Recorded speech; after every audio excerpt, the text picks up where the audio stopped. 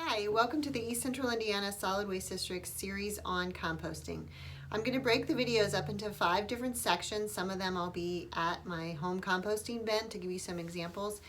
And I'm also going to make it easy so you can look at one video or you can look at all 5. I'll put them all together at the end and make them into one long video. The first thing I'm going to cover is why. At the Solid Waste District, our main goal is to reduce waste, and that is my stance as well, is to reduce the amount of organic waste that I send to the landfill. On average, about 25% of what we send to a landfill is organic waste. A landfill produces an anaerobic environment for our waste, which causes our organic waste to release methane gas as it breaks down.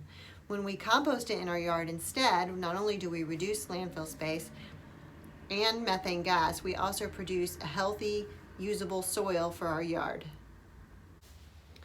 As a person who enjoys her garden and likes to reduce the amount of chemicals we use in our yard, composting also provides me a free resource of good garden soil and a good way to amend the soil in my yard.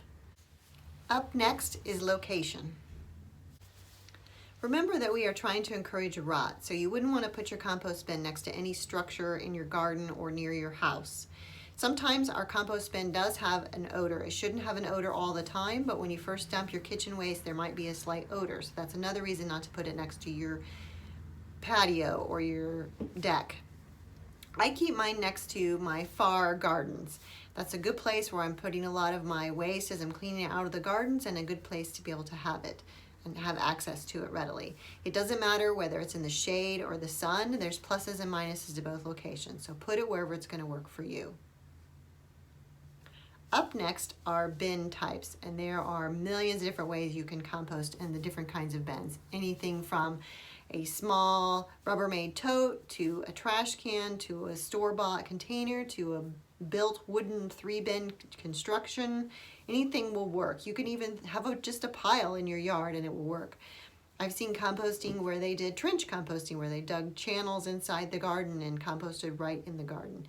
So figure out whatever works for you and your location.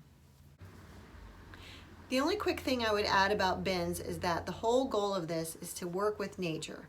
So we want our bins to have access to the ground in some way so that earthworms and other decomposers can come into our compost bin and help us decompose it. So if our bin is not touch the ground, then we're going to need to add handfuls of soil from our garden or other dirt into our compost bin to help it break down.